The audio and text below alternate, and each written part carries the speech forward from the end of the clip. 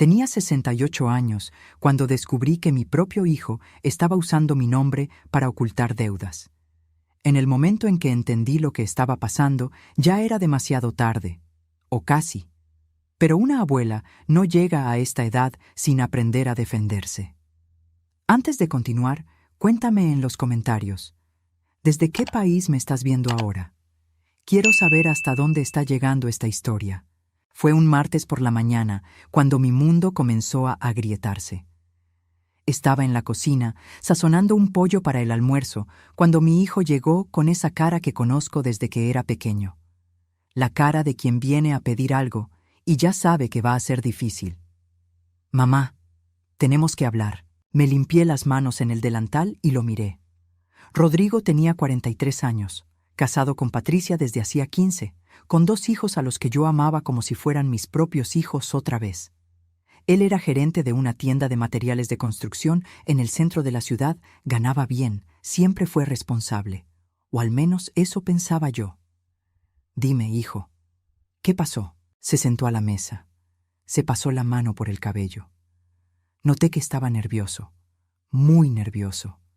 Sus dedos tamborileaban en la vieja mesa de fórmica, esa que tenía desde hacía más de 20 años y que mi difunto esposo había comprado en una oferta. Cada marca en esa mesa contaba una historia de nuestra familia. «Es sobre el domingo, el asado allá en la casa». Sonreí. Cada mes nos reuníamos en su casa para una comida familiar. Yo, mis otros 2 hijos, las nueras, los nietos. Era mi alegría aquel día. Desde que mi esposo murió, hace 7 años, esos encuentros eran lo que me mantenía viva. Era lo que me hacía despertar por la mañana con ganas de seguir. Era lo que hacía que valiera la pena aguantar la soledad del departamento vacío, el silencio que lastima, las noches largas mirando al techo. «¿Qué tiene el domingo?». Ya compré el complemento y el postre para llevar. Había ido al mercado el lunes solo para eso. Había elegido los mejores ingredientes que mi dinero permitía. La guarnición especial que a los nietos les encantaba. El flan de leche condensada que era la receta de mi madre, que yo hacía con tanto cariño. Él miró hacia abajo. Y entonces dijo, sin darme la cara: «Patricia pensó que era mejor que no fueras esta vez». Me quedé helada. El pollo en el plato frente a mí, el ajo picado, el olor a limón en el aire. Todo quedó suspendido. Fue como si el tiempo se hubiera detenido, como si el mundo hubiera dado una pausa brusca y yo me hubiera quedado atrapada en ese segundo, sin lograr procesar lo que acababa de escuchar. «¿Cómo que no fuera? Es que va a ser una comida más restringida. Solo sus hijos, su mamá. Algo pequeño». Sentí algo frío dentro del pecho. No era tristeza todavía. Era confusión. Era esa sensación de cuando tropiezas y por un segundo no sabes si vas a caer o si vas a lograr equilibrarte. Estaba tropezando con sus palabras, tratando de entender qué significaba aquello. «Rodrigo, soy tu madre. ¿Cómo no voy a estar en una comida de tu familia?». Se levantó rápido, como quien quiere huir de la conversación, como quien no quiere ver el dolor que acaba de causar. Conocía ese movimiento. Lo hacía desde niño, cuando rompía algo y no quería asumir la culpa. «Mamá, no lo compliques. Es solo un domingo. Nos vemos el próximo». Y se fue. Así. Me dejó allí en la cocina con las manos temblorosas y una sensación de que algo mucho más grande estaba pasando detrás de aquellas palabras. Oí la puerta cerrarse. Oí sus pasos bajando la escalera. Oí el motor del coche encenderse allá abajo. Y me quedé allí, parada, sosteniendo una cuchara de madera, sintiendo que acababa de perder algo importante, pero sin saber exactamente qué. Aquella tarde no pude hacer nada más. Dejé el pollo sazonado en el refrigerador, me senté en el sofá y me quedé mirando la pared. La casa estaba demasiado silenciosa. Vivía sola desde que enviudé, en un departamento pequeño que mi esposo y yo compramos después de años juntando dinero. 3 recámaras, sencillo, pero nuestro. Cada rincón de esa casa tenía un recuerdo. El sofá donde veíamos la telenovela juntos, la mesa donde tomábamos café, la cama donde él durmió por última vez antes de que su corazón se detuviera.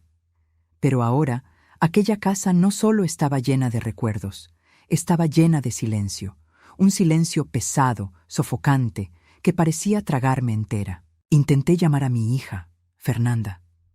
No contestó. Intenté con Marcelo, mi hijo del medio. Directo al buzón de voz. Y fue ahí cuando empezó a darme ese hueco en el estómago. Ese presentimiento de que todo el mundo sabía algo que yo no sabía. Era como si hubiera una conspiración silenciosa sucediendo a mi alrededor, y yo fuera la única que estaba fuera. Por la noche no dormí bien. Me quedé dando vueltas en la cama, pensando, ¿habré hecho algo malo? ¿Habré ofendido a alguien sin darme cuenta? Siempre fui cercana a mis hijos. Siempre ayudé. Cuando Rodrigo perdió el empleo hace años, fui yo quien le prestó dinero. Dinero que había guardado con tanto esfuerzo. Dinero que era para emergencias, para medicinas, para mi vejez. Pero se lo di sin pensarlo 2 veces, porque una madre es así. Una madre no escatima esfuerzos. Cuando Fernanda se separó, fui yo quien la acogió a ella y a los niños aquí en la casa por meses. Yo, que compartí mi pan, mi cama, mi techo. Yo, que despertaba de madrugada cuando la nieta tenía una pesadilla. Yo, que sostenía a Fernanda cuando lloraba a escondidas en el baño, tratando de ser fuerte frente a sus hijos. Y ahora me estaban excluyendo de una comida familiar.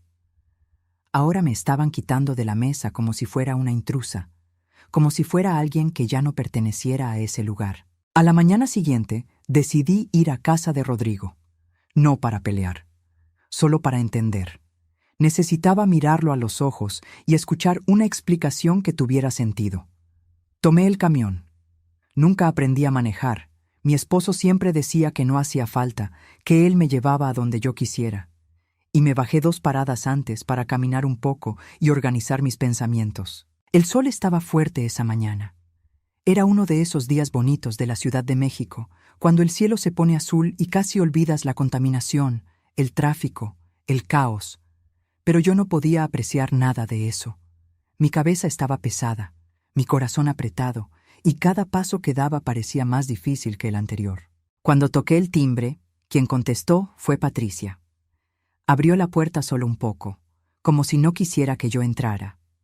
Vi en sus ojos esa expresión de quien está escondiendo algo, de quien está incómodo, de quien quiere que te vayas lo más rápido posible. Señora, ¿usted por aquí? Señora, siempre me llamó así. Nunca mamá, nunca nada más cariñoso, siempre con ese tono formal, frío, distante. Como si yo fuera una vecina, una conocida, no la madre de su esposo. Vine a hablar con Rodrigo. ¿No está? Mentira. Vi su coche en la cochera. Conocía ese coche. Era el mismo que yo había ayudado a comprar cuando el viejo se descompuso y él no tenía dinero para el enganche. Lo había sacado de mis ahorros, del dinero que era para mi retiro, para ayudarlo. Patricia, por el amor de Dios, explícame qué está pasando. ¿Por qué no puedo ir el domingo? Ella suspiró y cruzó los brazos. Estaba con una postura defensiva, como si yo fuera una amenaza. Como si yo, una señora de 68 años, delgada, cansada, fuera capaz de amenazar a alguien. Usted sabe cómo es, señora. A veces uno necesita un tiempo más, reservado, sin confusiones. ¿Confusiones? ¿Qué confusión hice yo? No respondió. Solo se quedó mirándome con esa cara de quien quiere que te vayas pronto. Vi en sus ojos una dureza que nunca había visto antes. O tal vez siempre estuvo ahí y yo nunca había querido verla. A veces uno ignora las señales porque quiere creer que las cosas son mejores de lo que realmente son. Usted entiende, ¿verdad? Y cerró la puerta. Me quedé allí, parada en el pasillo del edificio, sintiendo una humillación que no sentía desde niña. Desde los tiempos en que era pobre y la gente me trataba como si no mereciera respeto. Desde los tiempos en que usaba ropa remendada y los compañeros de la escuela se burlaban de mí. Me había jurado a mí misma que nunca más me sentiría así, que nunca más dejaría que nadie me hiciera sentir pequeña. Pero allí, en ese pasillo, me sentí minúscula. Regresé a casa en camión, con los ojos llorosos pero sin llorar. Porque aprendí, a los 68 años, que llorar en la calle no resuelve nada. Llorar sola en casa tampoco. Pero al menos en casa podía pensar. Al menos en casa podía intentar entender lo que estaba pasando sin sentir la mirada de lástima de la gente. Y pensando fue como empecé a recordar cosas extrañas de los últimos meses. Cosas que en su momento parecían normales, pero que ahora, juntándolas todas, formaban un patrón preocupante. Rodrigo pidiéndome que firmara unos papeles. «Es solo una formalidad, mamá. Confía en mí». Firmé. Siempre confié. Era mi hijo. ¿Por qué no confiaría? Pero ahora me preguntaba, ¿qué había firmado exactamente? Ni siquiera lo había leído bien. Él había puesto el papel frente a mí, señalado donde debía firmar, y yo firmé sin cuestionar, porque una madre confía en su hijo. Patricia preguntando por mis documentos. «Ah, señora, usted guarda todo bien, ¿verdad? CURP, credencial de elector, esas cosas». Pensé que era solo plática. Hasta le mostré dónde los guardaba, en el cajón de mi recámara, dentro de una carpeta de plástico azul. Pensé que estaba siendo servicial, queriendo ayudarme a organizar mis cosas. Ahora me preguntaba, ¿habrá esculcado ahí cuando yo no estaba mirando? El banco llamándome para confirmar un movimiento que yo no recordaba haber hecho. Pensé que era un error. La señorita del otro lado de la línea había hablado de un préstamo de nómina, y yo había dicho que no había pedido ningún préstamo. Ella insistió en que constaba en el sistema, pero yo colgué pensando que era un fraude, de esos que uno ve en la televisión, que intentan robarle dinero a los adultos mayores. Pero ¿y si no fuera un fraude? ¿Y si fuera real? Ahora, todo empezaba a tener sentido. Un sentido horrible, inaceptable, que hacía que se me revolviera el estómago. Fui hasta el cajón donde guardo mis documentos. Todo está allí. Siempre fui organizada. Mi esposo me enseñó eso. En la vida hay que ser organizado. Hay que guardar papeles, tener control, porque el día que uno los necesite, tienen que estar en su lugar. Y siempre seguí ese consejo. Tomé mi identificación, mi CURP, y me senté a la mesa a pensar qué hacer. Mi mano temblaba sosteniendo esos documentos que probaban que yo existía, que tenía identidad, que era alguien. Pero ahora me sentía como si esos documentos hubieran sido usados en mi contra. Fue cuando mi celular sonó. Era un mensaje de un número desconocido. Mi corazón se aceleró. Siempre me ponía nerviosa con números desconocidos. Siempre pensaba que era una estafa, que era alguien queriendo engañarme. «Señora, le hablamos de Banorte. Usted realizó un préstamo personal por la cantidad de 35,000 pesos. Las mensualidades comienzan a descontarse de su pensión el próximo mes».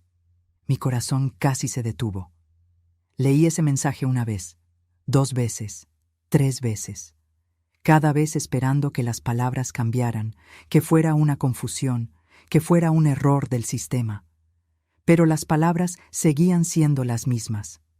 Préstamo personal, 35,000 pesos. Descuento en la pensión. Nunca pedí un préstamo en mi vida. Nunca. Mi esposo siempre decía, no pedimos prestado lo que no tenemos, no gastamos lo que no podemos, vivimos con lo que hay y punto. Y siempre viví así.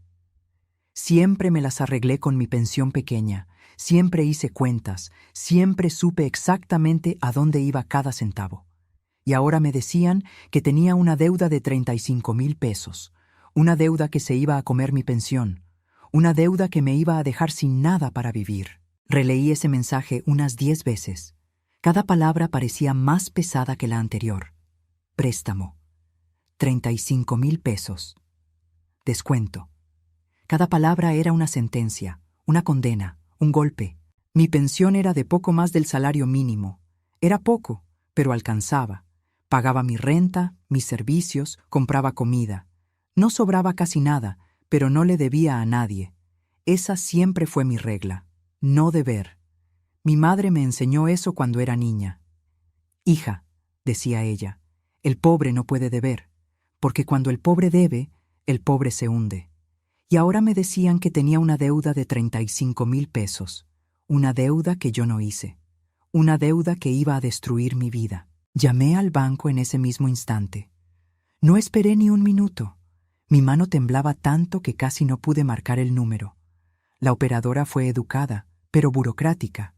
Ese tipo de atención que uno sabe que está entrenada, que sigue un guión, que no tiene humanidad.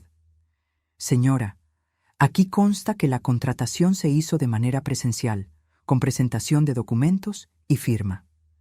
Pero yo no hice eso. Yo no firmé nada. Mi voz salió fuerte, desesperada. No quería gritar, pero no podía controlarme. Era como si toda mi desesperación hubiera salido de golpe. Usted puede iniciar una aclaración, pero necesitará abrir un reporte y presentar pruebas. Pruebas. ¿Cómo iba a probar que no hice algo que alguien hizo usando mi nombre?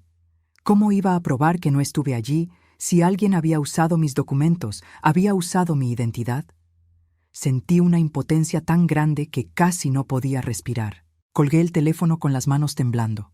Me senté en la silla de la cocina y me quedé mirando a la nada, el refrigerador zumbando, el reloj de la pared marcando los segundos. El mundo seguía girando, pero el mío se había detenido. Me sentí pequeña, vieja, inútil. Sentí que había pasado la vida entera trabajando, luchando, sacrificándome, para que al final fuera engañada, robada, usada, y por mi propio hijo.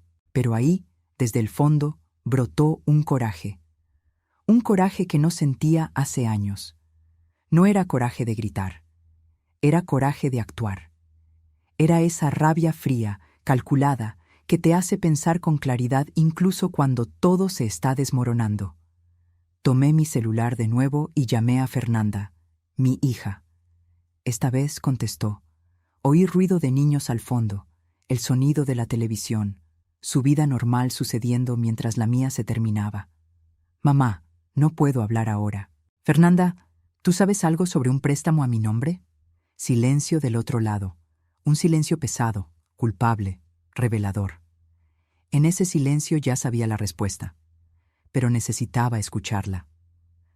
Mamá, hablamos después. Fernanda, ¿tú sabes? Su voz se volvió baja, casi un susurro, como si tuviera vergüenza, como si no quisiera que nadie más escuchara. Mamá, fue Rodrigo. Él dijo que tú sabías. Mi mundo se derrumbó por completo. No era solo el préstamo, era la mentira.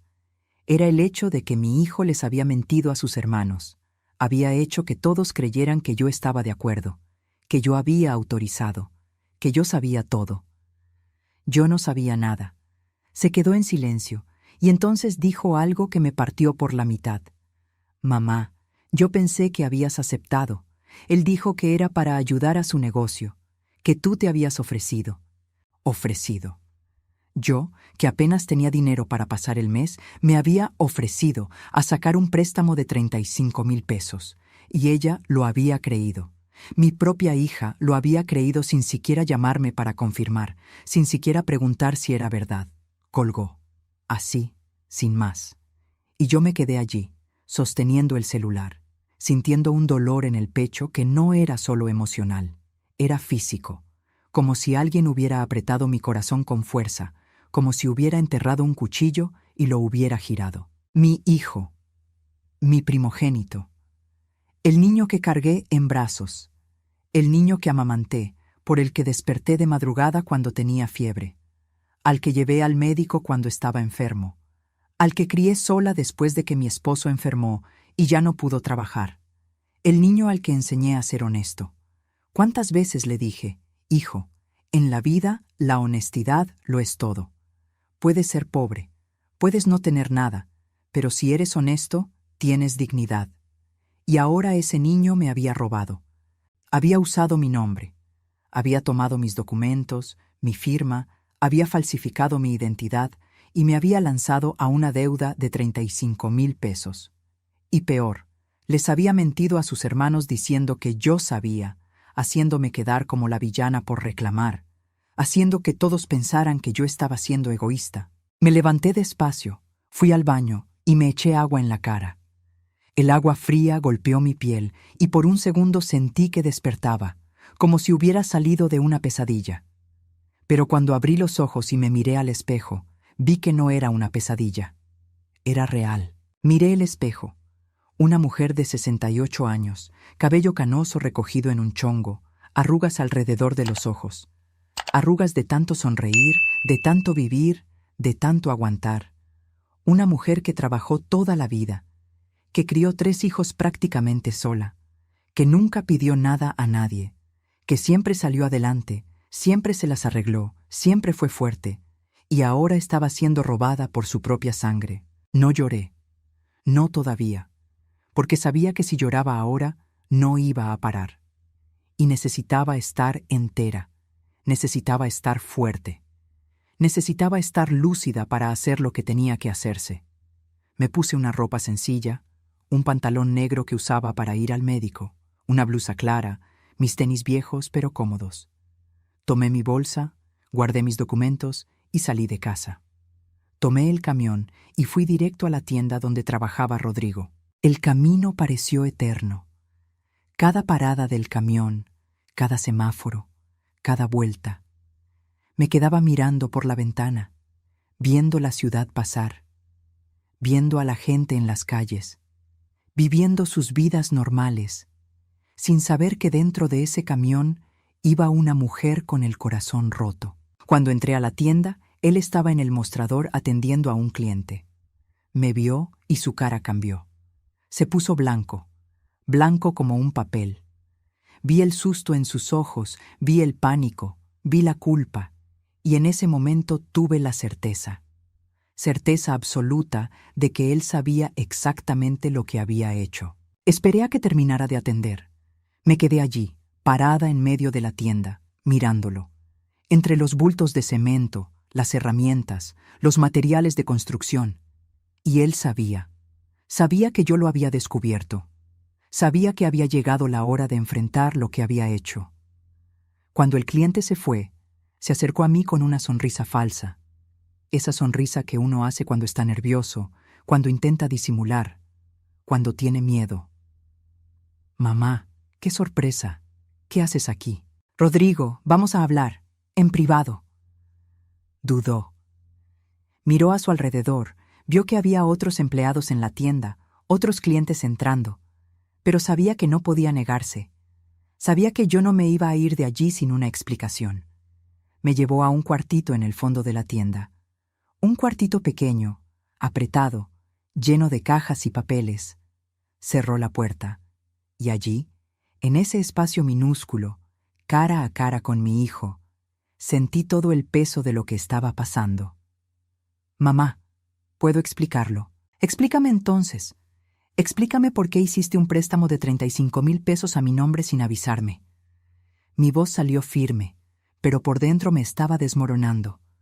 Por dentro quería gritar, llorar, preguntar por qué me había hecho esto a mí. Se pasó la mano por la cara, nervioso. Sudaba. Veía las gotas de sudor en su frente, veía lo desesperado que estaba. Mamá, te lo iba a contar. Es que necesitaba dinero. El negocio está apretado. No pude conseguir un préstamo a mi nombre porque ya estoy en el buró de crédito. Tenía mal historial crediticio. Mi hijo tenía el nombre sucio. Y en lugar de contármelo, en lugar de pedir ayuda de la manera correcta, había decidido ensuciar el mío también. Sentí que mi voz temblaba, pero mantuve la firmeza.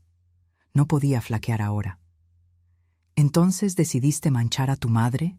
No fue así, mamá. Lo voy a pagar. Solo necesito tiempo. Tiempo. Siempre necesitaba tiempo. Tiempo para crecer, tiempo para madurar, tiempo para aprender. Y yo siempre se lo di, siempre esperé. Siempre creí que iba a cambiar, que iba a mejorar, pero nunca cambió. Rodrigo, me robaste, le robaste a tu madre. Se irritó, alzó la voz, y aquello me asustó, porque nunca había visto a mi hijo mirarme de ese modo, con esa rabia, con ese desprecio. No robé, pedí prestado, y tú siempre dijiste que la familia ayuda a la familia. Aquella frase fue como un golpe, fue como si me hubiera pegado, porque estaba usando mis propias palabras en mi contra. Estaba usando los valores que yo le había enseñado para justificar lo que había hecho. Ayudar es diferente a robar, Rodrigo. Ayudar es cuando pides. Robar es cuando tomas sin preguntar. Desvió la mirada. Ya no tenía argumentos. Sabía que yo tenía razón, pero su orgullo no le dejaba admitirlo. Lo voy a resolver, mamá. ¿Cómo? ¿Vas a pagar 35,000 pesos? ¿Con qué dinero? No respondió. Se quedó allí, mirando al suelo, como un niño que hizo una travesura y fue atrapado. Pero no era un niño. Era un hombre de 43 años. Un hombre que debería ser responsable, que debería saber lo que estaba haciendo. Respiré profundo y dije algo que nunca pensé que le diría a un hijo mío. Voy a ir a la policía. Abrió mucho los ojos. El pánico regresó, multiplicado. Mamá, por el amor de Dios, no hagas eso. Me vas a destruir. Tú me destruiste primero. Y salí de esa tienda con las piernas temblorosas, pero con la cabeza en alto. Pasé por los clientes, por los empleados que miraban curiosos, y salí a la calle. El sol me dio en la cara, y por un segundo tuve ganas de desistir de todo, de regresar allá y decir que todo estaba bien, que lo perdonaba, que olvidaríamos el asunto. Pero no podía. No esta vez. En el camino de regreso a casa, tomé una decisión que lo iba a cambiar todo. No iba a dejar que esto pasara. No iba a ser, una vez más, esa madre que se traga todo, que acepta todo, que perdona todo. Esta vez iba a luchar. Aquella noche no pude comer. Me quedé sentada en el sofá con la televisión prendida, pero sin poner atención. Pasaba la novela, pasaba el noticiero, pasaban anuncios, pero yo no veía nada. Mi cabeza estaba en otro lugar, pensando en todo lo que había hecho por mis hijos, en todos los sacrificios. Porque no fueron pocos, fueron muchos. Fue una vida entera de renunciar a mí para darles a ellos. Recordé cuando Rodrigo tenía 10 años y necesitó una cirugía de apendicitis. Había empezado a quejarse de dolor de panza un viernes por la noche. El sábado por la mañana, el dolor era peor. Lo llevé al centro de salud, pero el médico dijo que eran solo gases, que le diera una medicina y esperara. Pero una madre sabe cuando algo anda mal. Una madre lo siente. Y yo sentía que aquello no eran gases. El domingo por la mañana, cuando empezó a vomitar y la fiebre subió, lo cargué y lo llevé directo a un hospital privado. Yo no tenía dinero, no tenía seguro. Pero no podía esperar en el sector público, porque el médico dijo que si era apendicitis, cada hora contaba. Vendí mi anillo de bodas para pagar el hospital. Ese anillo que mi esposo me había dado el día de nuestra boda, que había usado por 20 años, que era lo único de valor que tenía. Lo vendí por la mitad de su precio en el primer lugar que aceptó comprarlo. Y pagué la cirugía. Rodrigo se puso bien. El apéndice no reventó. Le dieron de alta en 3 días. Y yo me quedé sin mi anillo, pero con mi hijo vivo. Y en ese entonces pensé que valía la pena. Pensé que él crecería sabiendo el sacrificio que yo había hecho, sabiendo que una madre hace cualquier cosa por sus hijos. Recordé cuando Fernanda quiso ir a la universidad. Había entrado a una privada porque en la pública no se quedó. La mensualidad era cara, mucho más de lo que yo podía pagar. Pero le dije, «Ve, hija, nosotros nos las arreglamos». Y me las arreglé. Trabajé haciendo limpieza los fines de semana. Yo, que ya trabajaba toda la semana como auxiliar de limpieza en una oficina, empecé a trabajar también sábado y domingo limpiando casas de gente rica. Casas enormes, con alberca, con jardín, con más baños de los que nosotros teníamos cuartos en nuestro departamento. Limpiaba esas casas pensando en mi hija estudiando, graduándose, teniendo un futuro mejor que el mío. Y al final, se graduó. Se volvió asistente administrativa. No era el trabajo de sus sueños, pero era mejor que el mío. Y yo fui feliz por ella. Recordé a Marcelo, que siempre fue el más callado, el más reservado. Nunca me pidió nada. Pero yo lo ayudé de la misma forma. Cuando quiso comprar una moto para ir a trabajar, pedí prestado a una amiga y se lo di para el enganche. Cuando necesitó una computadora, la saqué a meses con mi tarjeta, aún sin saber cómo iba a pagar. Y ahora estaba allí, sola, descubriendo que todo lo que hice no valió de nada, que para ellos yo era solo una herramienta, una fuente de recursos, una mujer que daba y daba y daba, y nunca pedía nada a cambio. Mi celular sonó. Era Fernanda. Mi corazón se aceleró. Pensé que tal vez lo había pensado mejor, que tal vez me iba a apoyar, a entenderme. Mamá, ¿fuiste a la tienda de Rodrigo? Su voz estaba irritada. No había preocupación, no había cariño, había irritación. Fui. Mamá, está desesperado, llamó llorando. Dijo que vas a ir a la policía, y voy a ir. Mamá, por el amor de Dios, es tu hijo. Sentí que mi voz salía firme, más firme de lo que esperaba, como si viniera de un lugar profundo dentro de mí, un lugar que no sabía que existía. Y yo soy su madre, pero eso no me hace su esclava. Fernanda se quedó en silencio. Creo que no esperaba esa respuesta. Creo que esperaba que yo cediera, como siempre cedí, que dijera que todo estaba bien, que lo olvidaríamos, que la familia es así. Y entonces dijo algo que me dolió más que nada. Siempre has sido egoísta, mamá. Siempre pensaste solo en ti. Egoísta. Yo que me sacrifiqué la vida entera. Yo que trabajé hasta que me dolieron los huesos. Yo que nunca me compré ropa nueva para poder comprársela a ellos. Yo que pasé hambre para que ellos comieran. Egoísta.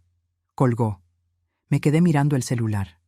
Y en ese momento entendí algo muy claro. Para ellos, que yo fuera egoísta significaba que no dejara que me usaran. Significaba decir no. Significaba protegerme. Y si eso era lo que pensaban, entonces estaba bien. Iba a ser egoísta. Iba a pensar en mí. Por primera vez en la vida, me iba a poner a mí misma en primer lugar. Al día siguiente, desperté temprano. No dormí casi nada, pero desperté con una determinación que no sentía hace años. Me bañé, me arreglé, comí un pan con mantequilla, tomé café. Hice todo despacio, con calma, como si me estuviera preparando para una batalla. Tomé la dirección que una vecina me había dado, un despacho de abogados en el centro. Dijo que el abogado era bueno, que cobraba lo justo, que atendía a gente sencilla como nosotros. Tomé el camión. El camino al centro fue largo, más de 1 hora. Me quedé mirando por la ventana, viendo pasar la Ciudad de México.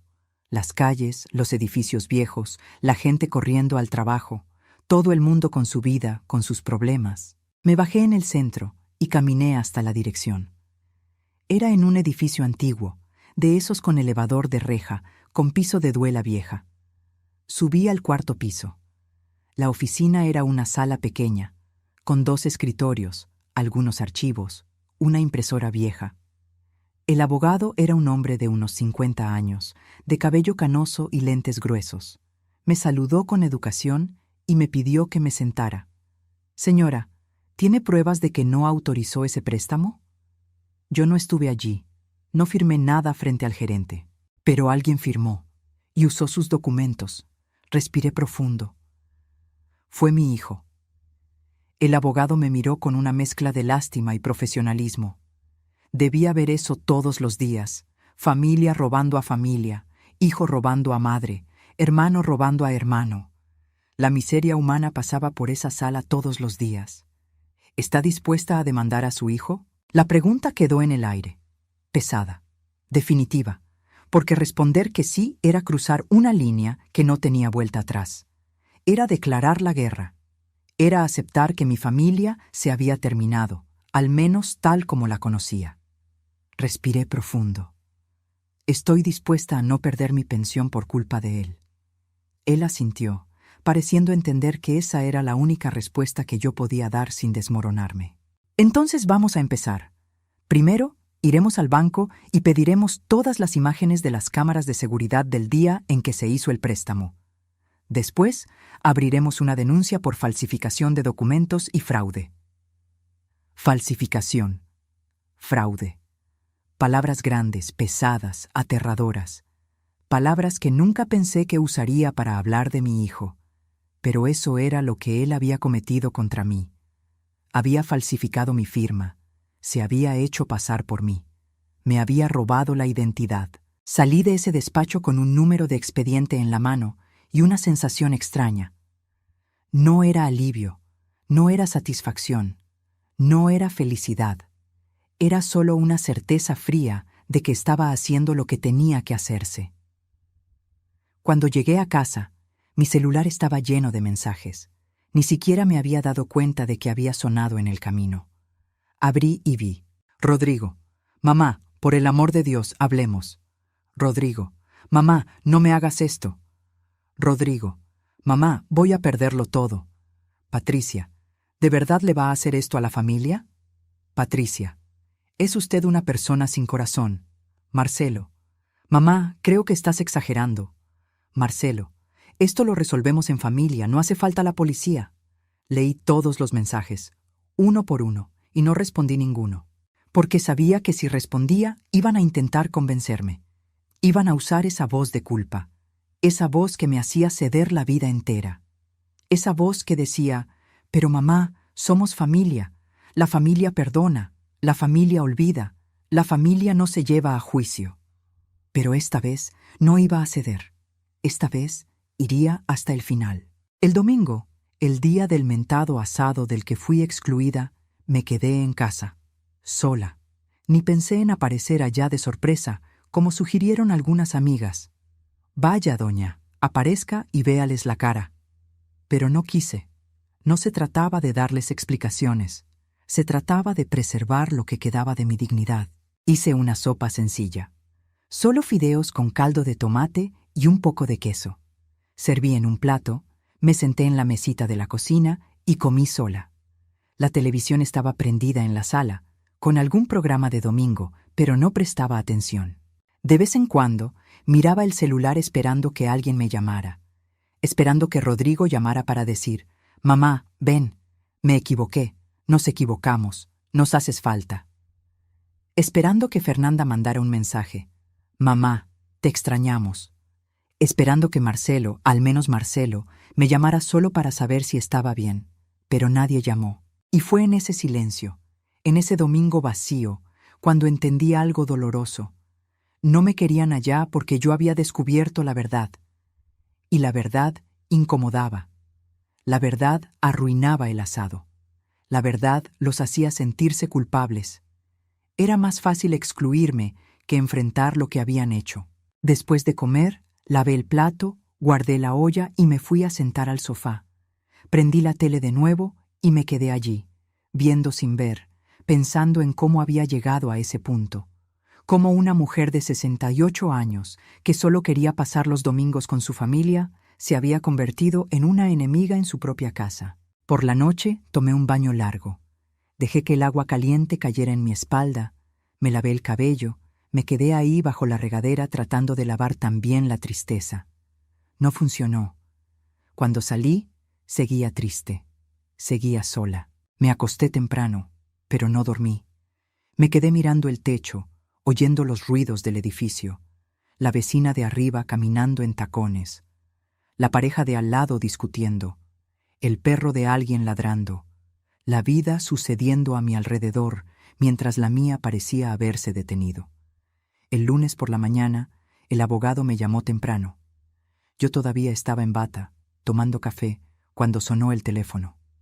Señora, el banco liberó las imágenes, y hay una novedad. Mi corazón se aceleró. ¿Qué novedad? Quien firmó no fue solo su hijo. Hay una mujer con él. Y fue ella quien presentó los documentos. Se me heló la sangre. ¿Una mujer? ¿Quién? Lo vamos a descubrir. Pero llevaba lentes oscuros y cubrebocas. Pero por la estatura, la forma de caminar, el cuerpo, podría ser alguien cercano. Colgué el teléfono y sentí un vacío en el estómago. Una mujer, alguien cercano. Y entonces pensé en Patricia. Y todo empezó a tener sentido. Su frialdad conmigo en los últimos meses. La forma en que siempre me miraba, como si yo fuera un estorbo. La forma en que me había cerrado la puerta en la cara cuando fui a pedir explicaciones. ¿Habrá sido ella? ¿Mi nuera habrá sido la mente detrás de todo esto? Pasé el resto de esa mañana tratando de armar el rompecabezas, pensando en cada detalle, en cada conversación, en cada situación extraña de los últimos meses. Patricia tenía acceso a mis documentos, sabía dónde los guardaba. Una vez hasta me pidió sacarle copia a mi identificación. «Ay, señora, ¿tiene su credencial ahí? Necesito sacarle una copia para un trámite de seguro médico. Vamos a incluirla como dependiente de Rodrigo». Hasta me emocioné. Pensé que era cariño, que era cuidado. Le di mi identificación, ella salió con ella. Regresó después de unas 2 horas diciendo que todo había salido bien. Solo que nunca volvieron a hablar de ese seguro médico. Nunca tocaron el tema. Y cuando pregunté, semanas después, Patricia dijo que no se había podido, que había un problema con el registro. Ahora entendía. No había sacado la copia para ningún seguro médico. La había sacado para usarla en el banco. Llamé al abogado de nuevo. «Licenciado, necesito saber quién es esa mujer». «Señora, lo vamos a descubrir, pero tiene que tener paciencia. Estas cosas toman tiempo. Vamos a pedir un peritaje, vamos a comparar, vamos a investigar. Tiempo». Yo no tenía tiempo, no tenía dinero, y mi pensión iba a empezar a ser descontada en 2 semanas. Cada día que pasaba era un día menos para resolver esto. Decidí hacer algo que nunca había hecho: espiar. Sé que suena mal, que parece cosa de locos, pero necesitaba respuestas, y nadie me las iba a dar si me quedaba esperando. Tomé el camión y fui hasta el edificio donde vivía Rodrigo. Era de mañana, como a las 10. Me quedé sentada en una banca del parque de enfrente, esperando. No sabía qué esperaba ver, pero necesitaba entender. Me quedé allí por horas. Vi gente entrar y salir. Vi niños jugando en el parque. Vi mamás con carriolas. Vi la vida suceder en ese pedazo de la ciudad mientras yo estaba allí, una señora de 68 años, haciendo papel de detective. Y entonces la vi.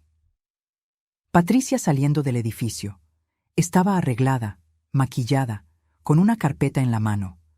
Se subió a un taxi y se fue. La seguí. Tomé otro taxi, algo que nunca hago porque es caro, y le pedí al chofer que siguiera a ese coche. Me miró por el retrovisor con una cara extraña. «¿Quiere seguir a ese taxi, jefa?» «Sí, por favor». Se encogió de hombros y lo siguió. Probablemente pensó que yo era una esposa engañada, una suegra loca, qué sé yo. Pero lo siguió. Patricia se bajó en una notaría en el centro de la ciudad. Una de esas notarías antiguas, en un edificio viejo, con puertas de madera pesada. Entró apresurada, mirando a su alrededor como quien tiene miedo de ser vista. Pagué el taxi y me quedé afuera, esperando.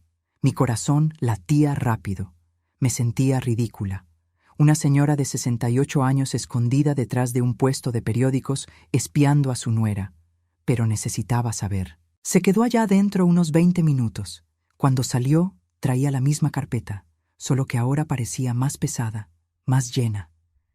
Miró a su alrededor, nerviosa, y regresó al taxi que se había quedado esperando.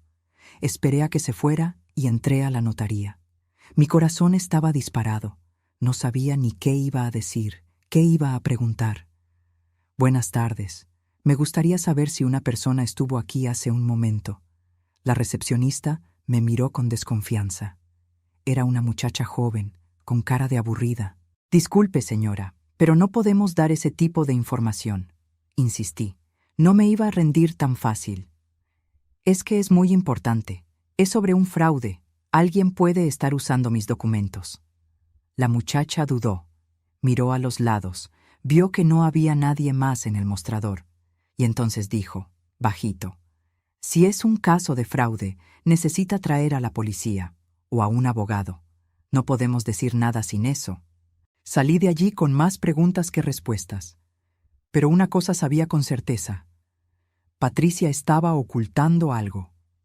Y fuera lo que fuera, tenía que ver conmigo, con mis documentos, con mi identidad.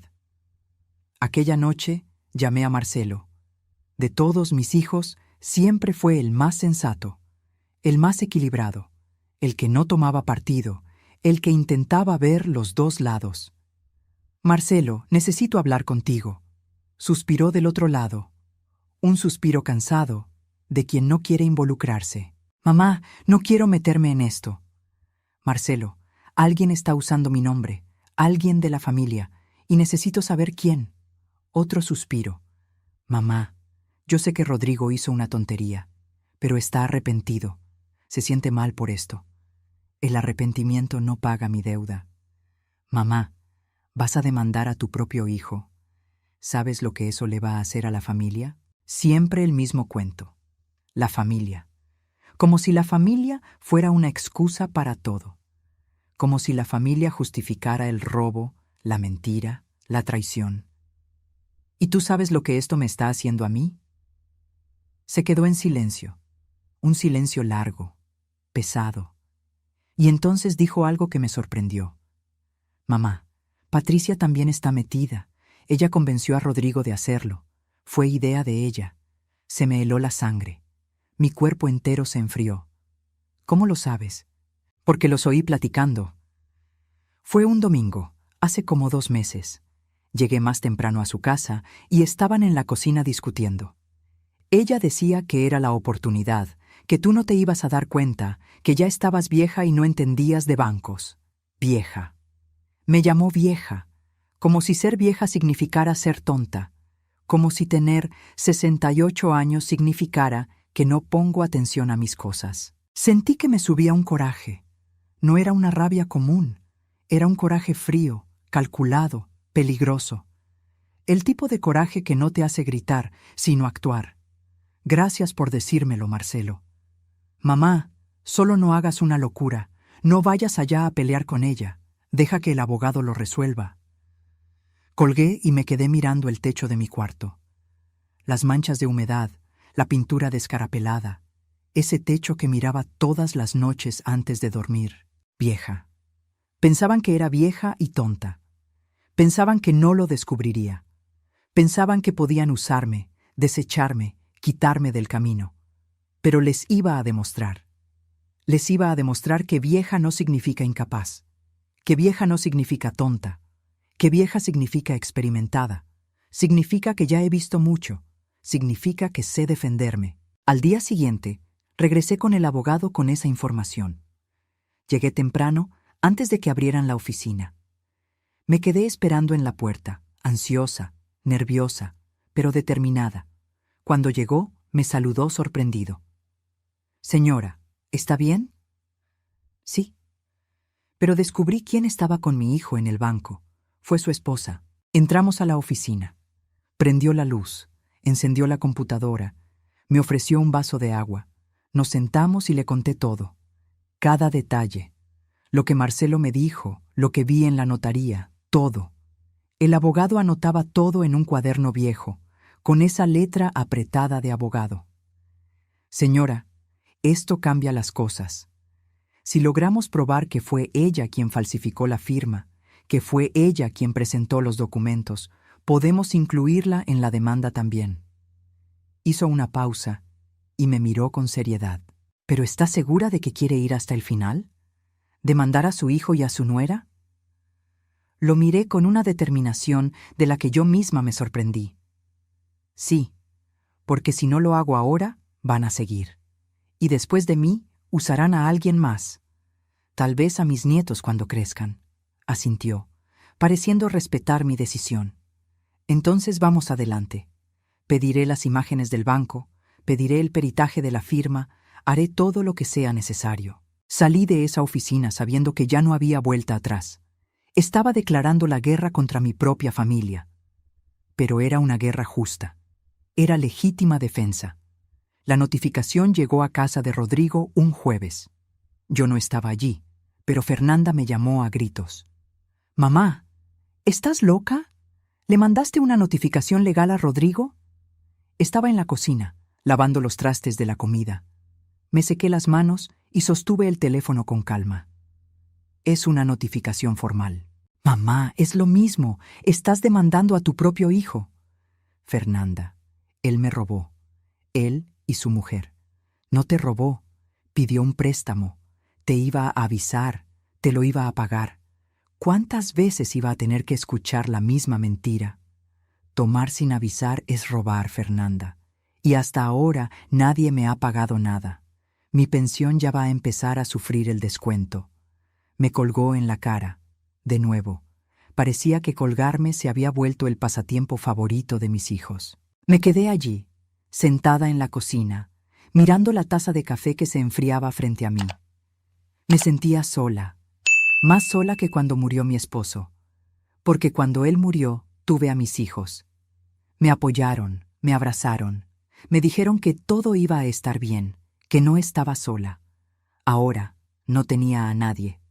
Ahora yo era la villana, pero tenía mi dignidad, y eso nadie me lo iba a quitar. Aunque me costara mi familia, aunque me costara mi felicidad, no iba a dejar que nadie me quitara mi dignidad. Aquella noche, Rodrigo apareció en mi puerta. Tocó fuerte, desesperado. Yo estaba en el cuarto, ya en pijama, preparándome para dormir. «¡Mamá! ¡Abre esta puerta!». Me puse una bata y fui a la puerta. Abrí despacio. Entró como un huracán, con el papel de la notificación en la mano, arrugado, roto de las orillas. «¿De verdad me vas a hacer esto?». Cerré la puerta despacio, con calma, y me volteé hacia él. Miré bien a los ojos de mi hijo, esos ojos que había visto por primera vez en el hospital cuando nació, esos ojos que había visto crecer, aprender a leer, a escribir, a vivir. «Yo no te estoy haciendo nada, me estoy defendiendo». «¿Defendiendo? Mamá, me vas a mandar a la cárcel», estaba gritando, con las venas del cuello saltadas, la cara roja. «No lo haré. Solo quiero mi nombre limpio, solo quiero que devuelvan el dinero, que anulen ese préstamo que yo no hice». Se rió, una risa nerviosa, casi histérica, aterradora. «Mamá, no tengo 35,000 pesos. Si los tuviera no habría hecho esto. No lo entiendes. Estoy quebrado. El negocio está quebrado. Me estoy hundiendo». «¿Entonces decidiste hundir a tu madre conmigo?». Me miró con una rabia que nunca había visto en él. Una rabia peligrosa, fea. «Siempre fuiste dura, ¿verdad, mamá? Siempre fuiste fría. Nunca entendiste las dificultades de los demás. Siempre fuiste perfecta. Nunca te equivocaste. Nunca necesitaste ayuda». Aquello dolió. Dolió porque no era cierto. Siempre entendí. Siempre ayudé. ¿Cuántas veces pasé hambre para que ellos comieran? ¿Cuántas veces dejé de comprarme una medicina para comprarles un cuaderno? Pero ayudar es diferente a ser usada, y lo había entendido demasiado tarde. «Rodrigo, vete de mi casa. Mamá, vete». Mi voz salió fuerte, firme, asustándome hasta a mí misma. Nunca les había gritado a mis hijos, nunca, pero ahora estaba gritando, estaba sacándolo de mi casa. Salió azotando la puerta. Oí sus pasos en el pasillo, lo oí maldiciendo bajito, oí el elevador llegar y llevárselo. Y me desmoroné. Lloré por primera vez desde que todo empezó. Lloré fuerte, sola, con las manos temblando, con el cuerpo entero vibrando. Lloré por todo lo que había perdido. Lloré por la familia que ya no existía. Lloré por el hijo que pensé que había criado, pero que no existía. Pero en medio del llanto, en medio del dolor, llegó una claridad. No podía rendirme, porque si me rendía, seguirían usándome. Y después de mí, usarían a alguien más. Tal vez a alguno de los nietos cuando fuera mayor. Tenía que parar esto ahora. No era solo por mí, era por todos los que pudieran venir después.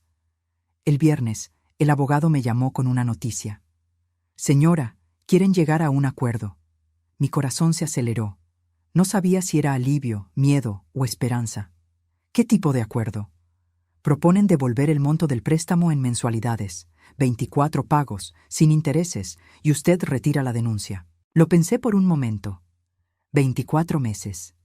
2 años recibiendo un pago de ellos. 2 años recordando esta historia cada mes. ¿Y el dinero que ya me descontaron de mi pensión? También lo van a devolver. Todo junto en el primer pago. Parecía demasiado bueno para ser verdad. Parecía casi justo. ¿Y cómo sabré que van a cumplir? Hacemos un convenio ratificado ante la autoridad. Si dejan de pagar una sola mensualidad, volvemos a actuar legalmente. Ahí ya no hay plática. Se va directo a lo penal. Respiré profundo. Pensé en todo lo que había pasado. Pensé en todo lo que aún podía pasar. Está bien, pero quiero una reunión. Quiero verles la cara y escuchar que me piden perdón. Mirándome a los ojos, el abogado dudó. Señora, eso puede ser difícil, puede ser incómodo. Entonces no hay acuerdo. Suspiró. Está bien. Lo arreglaré. La reunión se fijó para el sábado, en el despacho del abogado. Cuando llegué, ya estaban allí, Rodrigo, Patricia y su abogado. Me senté del otro lado de la mesa. Los miré. Rodrigo estaba con la cabeza baja, los ojos rojos, las manos temblando. Patricia me miraba con una cara de desafío, de rabia contenida, como si yo fuera la culpable de todo. Señora, empezó su abogado, un hombre joven con un traje caro. Mis clientes reconocen que hubo un malentendido. ¿Malentendido? Interrumpí. No fue un malentendido, fue un delito, fue falsificación, fue un robo. Patricia se removió en la silla, nerviosa. Señora, está exagerando. Solo fue un préstamo. Nadie la iba a perjudicar. Lo íbamos a pagar. Me incliné hacia adelante, mirándola directo a los ojos. Esos ojos fríos y calculadores. Patricia, sé que fuiste tú. Sé que me llamaste vieja. Dijiste que no me daría cuenta. Pero me di cuenta. Y ahora vas a pagar. Se puso pálida. Abrió la boca para responder, pero no salió sonido alguno. Rodrigo alzó la cabeza por primera vez. Mamá, lo siento. Te lo juro. Estaba desesperado. El negocio se estaba hundiendo. No sabía qué hacer. No quería lastimarte. ¿Y pensaste que la solución era hundir a tu madre contigo? Bajó la cabeza de nuevo. No tenía nada más que decir. Sabía que no tenía excusa. Sabía que había hecho algo imperdonable.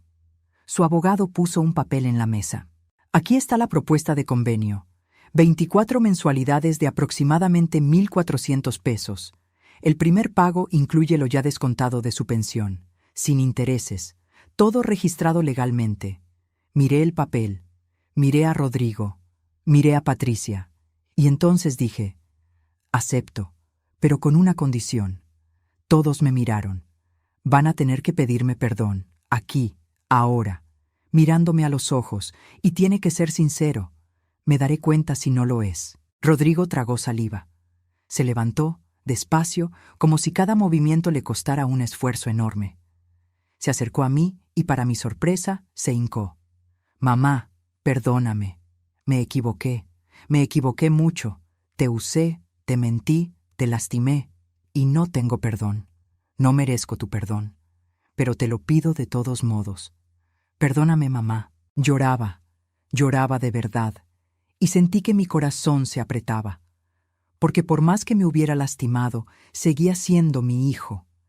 Seguía siendo ese niño que había arrullado en mis brazos, al que le había cantado para dormir, pero no dejé que las lágrimas cayeran. No todavía. Levántate, Rodrigo.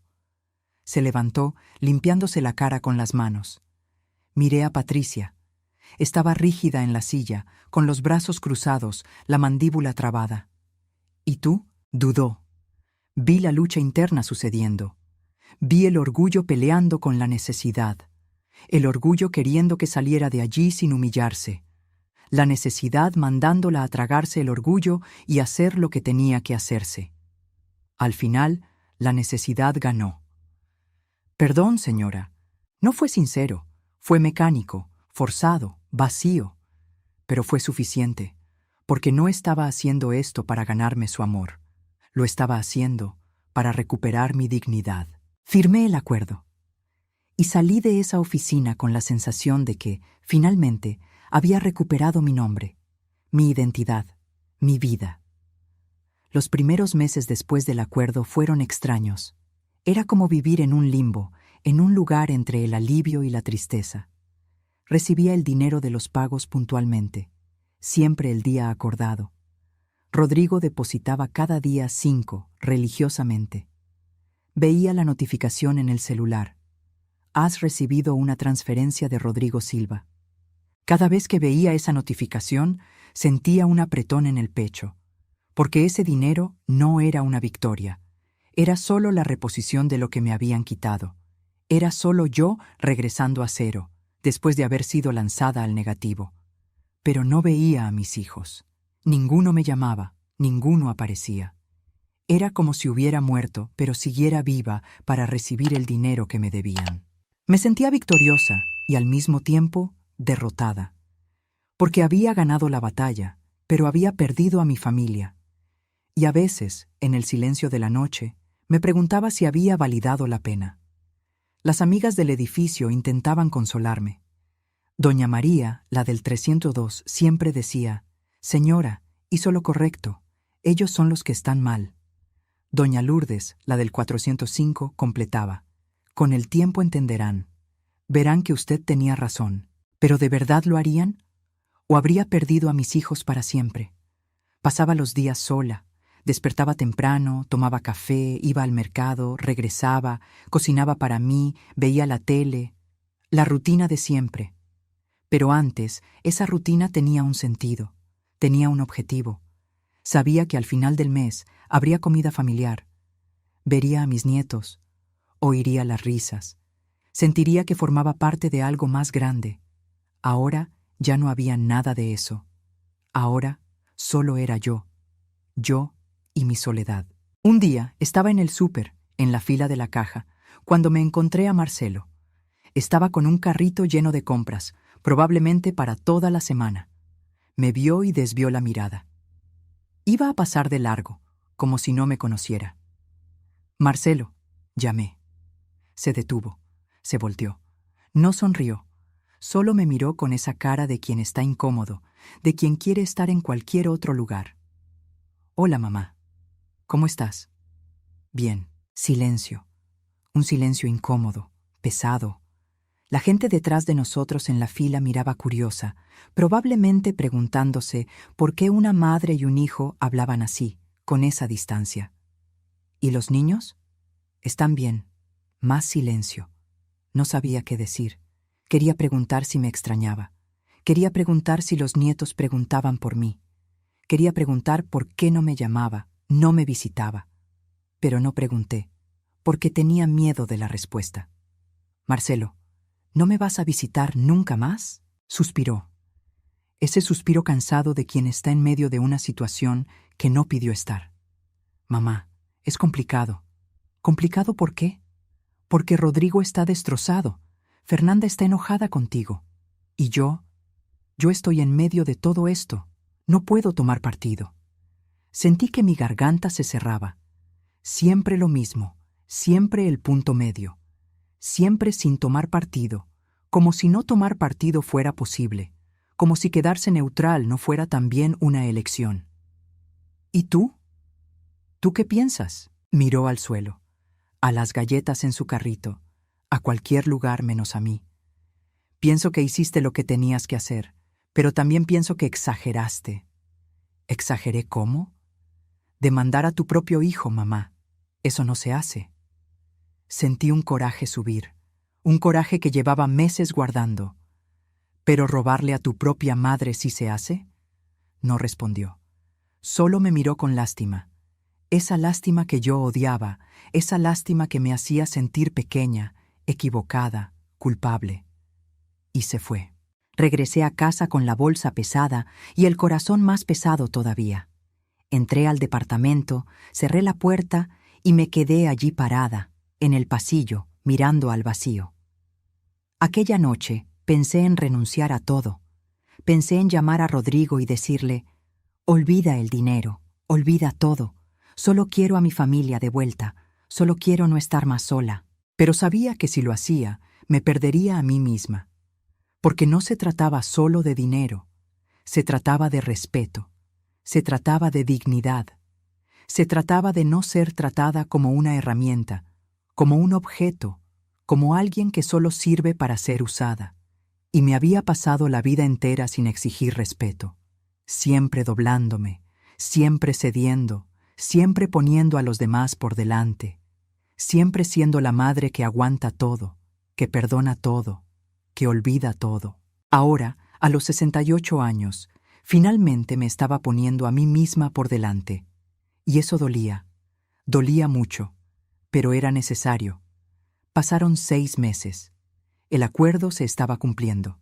Mi pensión volvió a la normalidad. Hasta logré guardar un poco de dinero, por primera vez en años. Logré comprar un edredón nuevo, cambiar la sartén que tenía el mango roto, comprar una medicina que el médico me había recetado, pero para la que nunca tenía dinero. Pero la soledad seguía.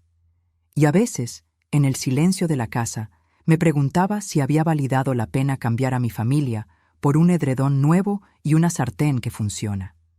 Fue cuando Fernanda me llamó. De sorpresa, sin avisar. Mi celular sonó un martes por la tarde, y cuando vi su nombre en la pantalla, mi corazón casi se detuvo. «Mamá, tenemos que hablar». Mi corazón se disparó. «¿Sobre qué?» «Sobre todo». «¿Puedes venir a mi casa mañana?» Dudé. Pensé en todas las veces que había ido a su casa y había sido rechazada, humillada, ignorada. Pensé en todas las puertas cerradas, todas las llamadas no contestadas, pero era mi hija y todavía tenía esperanza. ¿A qué hora? ¿En la mañana? ¿Como a las 10? Ahí estaré. Cuando llegué a su casa al día siguiente, estaba en la puerta esperando. Se veía diferente. El rostro menos duro, los ojos menos fríos. Cuando me vio, se acercó y me abrazó. Un abrazo rápido, pero fue un abrazo. Y no sabía cuánto había extrañado un abrazo hasta que sentí aquel. Entramos. La casa estaba arreglada, olía rico. Había hecho café. Había puesto pan dulce en la mesa. Como si fuera un día normal, como si los últimos meses no hubieran pasado. Nos sentamos en la mesa de la cocina. Me sirvió café, me ofreció pan, y entonces, finalmente, habló. «Mamá, quería pedirte perdón». Abrí mucho los ojos. No esperaba eso. Esperaba reclamos, esperaba acusaciones, esperaba otro sermón sobre cómo había destruido a la familia. ¿Por qué? Por haberme puesto del lado de Rodrigo, por haberte llamado egoísta, por haber pensado que estabas mal. Yo era la que estaba mal, mamá, no tú. Sentí que venían las lágrimas que había guardado por tanto tiempo. Fernanda, no, mamá, déjame hablar. Pasé estos meses enojada contigo, pensando que estabas destruyendo a la familia, pero luego empecé a pensar. Y me di cuenta de que quien destruyó todo fue Rodrigo. Fue él quien mintió, fue él quien robó, fue él quien metió a Patricia en todo esto. Se limpió una lágrima que se le escapó. Y me di cuenta de que tenías razón. Solo te estabas defendiendo. Solo estabas pidiendo lo que es justo. Respeto. Sostuve su mano. Esa mano que había sostenido cuando era bebé. Cuando dio sus primeros pasos. Cuando fue a la escuela por primera vez. Gracias, hija. No sabes cuánto necesitaba escuchar esto. Nos quedamos allí, platicando. Me contó que Rodrigo estaba teniendo que vender su coche para poder pagar las mensualidades, que Patricia había vuelto a trabajar, que había conseguido un empleo en una tienda en la plaza, que su vida estaba difícil, que estaban teniendo que cortar gastos, que los niños se habían quejado porque ya no podían ir a sus clases de natación, y sentí lástima. No voy a mentir. Sentí lástima por mi hijo, sentí lástima por mis nietos, porque ellos no tenían la culpa de nada de esto, pero sabía que era una consecuencia, y las consecuencias enseñan. Tal vez esa era la lección que Rodrigo necesitaba aprender, que las acciones tienen consecuencias, que robar tiene un precio, que usar a las personas tiene un costo. ¿Y tus hermanos?, pregunté, queriendo saber si había alguna esperanza de reconciliarme con todos. Marcelo está neutral. No toma el lado de nadie, como siempre. ¿Y Rodrigo? Rodrigo todavía está enojado contigo. Asentí. No me sorprendió. Sabía que tomaría tiempo. Sabía que tal vez nunca perdonaría. Tal vez había perdido a mi hijo primogénito para siempre. Mamá, ¿quieres que intente hablar con él? ¿Tratar de hacerlo entender? Lo pensé por un momento. Miré a mi hija, a esos ojos que querían ayudar, que querían arreglar las cosas. No, deja que él lo procese a su manera. Si un día quiere buscarme, hablar, intentar reconstruir, yo estaré aquí, pero no vas a ser tú quien lo fuerce. Tiene que nacer de él. Fernanda sonrió. Una sonrisa pequeña, pero sincera. Eres fuerte, mamá. Me reí. Una risa cansada. No lo soy. Solo estoy cansada de ser débil. Después de ese día, Fernanda volvió a visitarme. No cada semana, pero de vez en cuando. Cada 15 días, más o menos. Llevaba a los nietos. Yo hacía pastel, ese flan que les gustaba. Platicábamos. De todo. De la vida, de su trabajo, de los niños, de cosas sin importancia. Era bueno. No era como antes, pero era bueno. Era un recomienzo. Pequeño, frágil, pero era algo. Marcelo también regresó, más tímido, más reservado, pero regresó. Apareció un día, sin avisar, con una bolsa de naranjas en la mano. Compré demasiadas naranjas, dijo, apenado. Pensé en traértelas. Sabía que era una excusa. Sabía que había comprado esas naranjas solo para tener un motivo para visitarme. Pero no dije nada, solo le agradecí. Solo hice un jugo de naranja para los dos y nos quedamos allá, platicando, intentando reconstruir. Rodrigo, no. Él siguió distante. Siguió pagando las mensualidades puntualmente, pero sin llamarme nunca, sin aparecer nunca. Y Patricia menos. Era como si yo me hubiera vuelto un fantasma para ellos. Existía en el estado de cuenta del banco, pero no existía en sus vidas. Y me puse en paz con eso, porque entendí que no toda relación tiene salvación. No todo puente puede ser reconstruido. Y a veces uno tiene que aceptar que perdió a alguien, aunque ese alguien todavía esté vivo. ¿Era triste? Sí. ¿Dolía? Sí. Pero era la realidad. Y a los 68 años ya había aprendido que uno no puede forzar las cosas. No podemos obligar a alguien a amarnos, a respetarnos, a perdonarnos. Solo podemos hacer lo correcto y esperar que, algún día, las cosas se resuelvan. Un año después del acuerdo, recibí el último pago. Estaba todo pagado. Mi nombre estaba limpio de nuevo. Estaba de vuelta en cero. No era rica, no me sobraba el dinero, pero estaba libre. Libre de la deuda que yo no hice. Libre de la identidad que me habían robado. Llamé al abogado para agradecerle. Señora, fue usted muy valiente. Mucha gente no habría hecho lo que usted hizo. No sé si fui valiente. Solo hice lo que tenía que hacerse. Muchas personas no lo habrían hecho. Lo habrían dejado pasar. Habrían aceptado. Usted luchó. Colgué y me quedé pensando. Luchó. Yo luché. Y había vencido. Pero la victoria no sabía a victoria. Sabía a supervivencia. Pasé mi cumpleaños número 69 de una manera que nunca imaginé. Sola.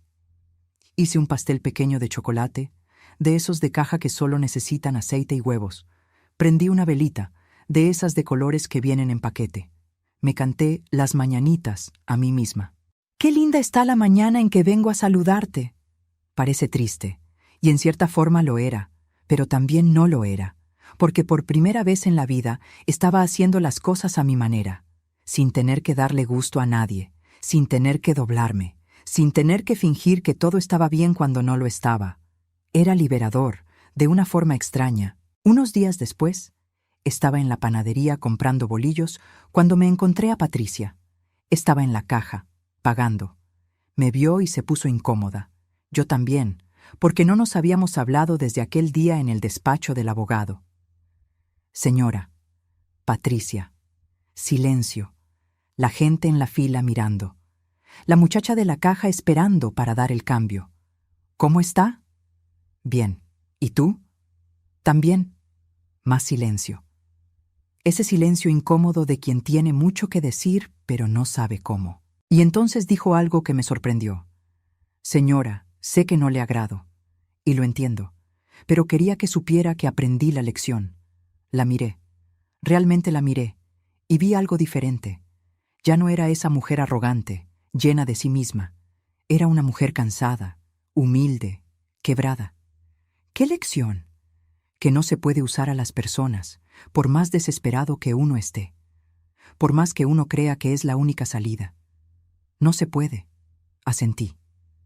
Es verdad. Se mordió el labio. Parecía querer decir algo más, pero tenía miedo.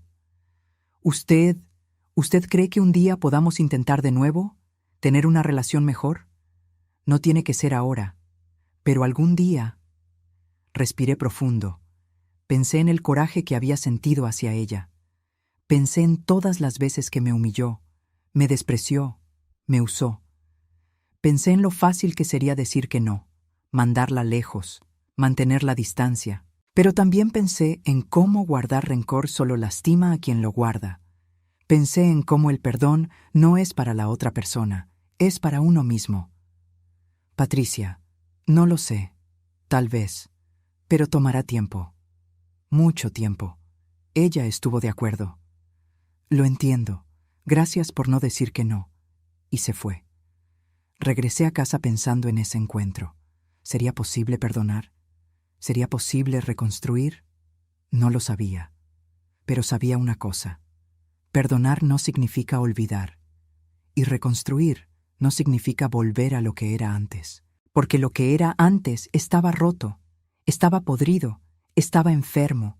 Y a veces necesitamos destruir todo para construir algo nuevo, algo mejor, algo más sano. En los meses siguientes empecé a hacer cosas que nunca había hecho. Me metí a un grupo de la tercera edad que se reunía cada martes y jueves en el parque. Caminábamos, hacíamos estiramientos, a veces bailábamos. Era bueno, era ligero. Fui a clases de manualidades en una iglesia cerca de casa. Aprendí a hacer tejido, a pintar tela, a hacer esas flores de papel crepé. No era gran cosa, pero me distraía. Me hacía sentir productiva. Empecé a caminar por la mañana en el parque cerca de casa. Todos los días, muy temprano, antes de que el sol calentara fuerte. Me ponía mis tenis viejos, mi ropa más cómoda y salía. Caminaba despacio, sin prisa, mirando los árboles, los pájaros, la gente, y por primera vez en mucho tiempo sentía paz. Estaba aprendiendo a vivir para mí. Y eso era nuevo. Y aterrador. Y bueno, porque me había pasado la vida entera viviendo para los demás. Para mi esposo, para mis hijos, para mi familia. Siempre poniendo a todo el mundo por delante. Siempre olvidándome de mí. Ahora estaba aprendiendo a ponerme en primer lugar. Y no era egoísmo. Era supervivencia. Un día, regresaba de caminar cuando vi a Rodrigo parado en la puerta de mi edificio. Mi corazón se disparó. No esperaba verlo. Hacía casi 1 año y medio que no hablábamos. Traía una bolsa en la mano. Parecía nervioso. Con los ojos rojos, como si hubiera llorado o no hubiera dormido. Mamá, me detuve. Rodrigo, silencio. Un silencio pesado, lleno de todo lo que no nos habíamos dicho. Extendió la bolsa. Traje fruta, la que te gusta, mango, mamey, esas cosas. Tomé la bolsa. Sentí el peso. Sentí que era más que fruta. Era una bandera de paz. Era un intento de recomienzo. Gracias. Más silencio. Mamá, yo quería pedirte perdón. De verdad. No porque alguien me obligó, no porque lo necesite, sino porque me equivoqué feo. Sentí que mi garganta se cerraba. Rodrigo. No, mamá, déjame hablar. Pasé todo este tiempo enojado contigo, pensando que habías sido cruel conmigo, pensando que me habías traicionado, que me habías abandonado. Pero luego me di cuenta de que quien fue cruel fui yo. Quien traicionó fui yo. Te usé, te herí, y lo siento mucho. Estaba llorando. Lágrimas escurriendo por su rostro, la voz entrecortada. No espero que me perdones ahora. No espero que volvamos a ser como antes. Solo quería que supieras que aprendí y que nunca más volveré a hacer esto. Con nadie. Nunca más. Dejé la bolsa en el suelo, despacio, y abracé a mi hijo. Un abrazo apretado, largo. Un abrazo que había necesitado dar desde hacía tanto tiempo. Te perdono, hijo. Te perdono. Y en ese abrazo, allí en la puerta de mi edificio, con doña María, la del 302, mirando curiosa desde la ventana, sentí que tal vez, solo tal vez, podríamos reconstruir. No sería como antes, nunca lo sería. Las cicatrices estaban ahí, el dolor estaba ahí, la desconfianza estaba ahí, Pero podíamos intentar, podíamos dar un paso a la vez, podíamos construir algo nuevo, algo diferente, algo más honesto. No fue fácil, no fue rápido, pero poco a poco, muy poco a poco, mi hijo fue regresando a mi vida. Empezó a visitarme una vez por semana. Cada sábado por la mañana aparecía con algo. A veces era fruta, a veces era pan calientito de la panadería, a veces era solo un abrazo. Platicábamos de todo, del pasado, del presente, del futuro. Me contó que había vendido su parte del negocio, que no había funcionado, que le había dado muchos dolores de cabeza, que al final había salido debiendo menos de lo que debía, y eso ya era una victoria. Me contó que ahora trabajaba como empleado, gerente en una tienda de construcción, ya no dueño, que el sueldo era menor, pero era fijo, era seguro, que dormía mejor por la noche, que ya no tenía esa angustia de no saber si iba a lograr pagar las cuentas al final del mes. Y vi en él un cambio real. Ya no era ese hombre desesperado que hacía cualquier cosa para sobrevivir. Era un hombre más maduro, más humilde, más honesto. Patricia también cambió. Empezó a invitarme a comer de vez en cuando. No era como antes, cuando me invitaba por obligación y yo iba por obligación. Ahora era diferente. Ahora había sinceridad. Un día me invitó a tomar café a su casa. Cuando llegué, había hecho pastel, había arreglado la mesa, se había esmerado. Y cuando nos sentamos, me miró y dijo: «Señora, sé que nunca podré borrar lo que hice, pero quiero que sepa que me arrepiento, todos los días, y que estoy intentando ser una mejor persona». Sostuve su mano. «Uno se equivoca, Patricia. Todo el mundo se equivoca.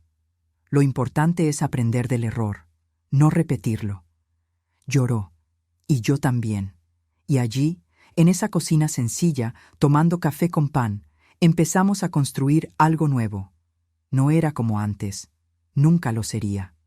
Pero era honesto, era verdadero. Y aprendí que a veces uno necesita perderlo todo para reconstruir de la manera correcta, para construir sobre una base sólida, no sobre mentiras y apariencias. Hoy tengo 70 años. Mi casa sigue siendo pequeña, sigue siendo sencilla. Mi pensión sigue siendo corta, sigue siendo solo lo suficiente para pasar el mes. Pero mi nombre está limpio, mi dignidad está intacta, y tengo una familia que, aún imperfecta, aún lastimada, me respeta. Porque respeto fue lo que exigí, respeto fue por lo que luché, respeto fue lo que conquisté. No sé si hice todo bien, no sé si debí haber demandado a mi hijo. A veces, en el silencio de la noche, todavía me pregunto si no exageré, si no pude haberlo resuelto de otro modo. Pero sé que hice lo que tenía que hacerse, porque una mujer no puede pasarse la vida entera doblándose. Una mujer no puede pasarse la vida entera siendo usada, siendo irrespetada, siendo tratada como si no importara. Y si para ser respetada tuve que ser dura, que así sea. Porque al final, lo que importa no es cuántas personas están a tu alrededor. Lo que importa es si esas personas te respetan, si te valoran, si te aman de verdad, no porque seas útil, sino porque eres tú. Y hoy puedo decir con certeza, soy respetada, soy valorada y soy amada, no por todos. El camino dejó cicatrices. Algunos puentes no fueron reconstruidos. Algunas relaciones nunca volvieron a ser las mismas. Pero por los que importan, soy amada. Por los que entendieron, por los que crecieron, por los que aprendieron. Y eso, para mí, es suficiente. Porque aprendí algo importante a esta edad. La dignidad no es negociable. El respeto no es opcional. Y uno le enseña a las personas cómo tratarnos. Por mucho tiempo, enseñé que podían usarme, que podían faltarme al respeto, que yo aguantaría todo callada porque la familia es así, porque una madre es así, porque una mujer es así. Pero ahora enseño diferente. Ahora enseño que tengo límites, que tengo valor, que no soy una herramienta, no soy una escalera, no soy un puente para que nadie cruce y luego me abandone. Ahora enseño que soy una mujer de 70 años que trabajó toda la vida, que crió 3 hijos,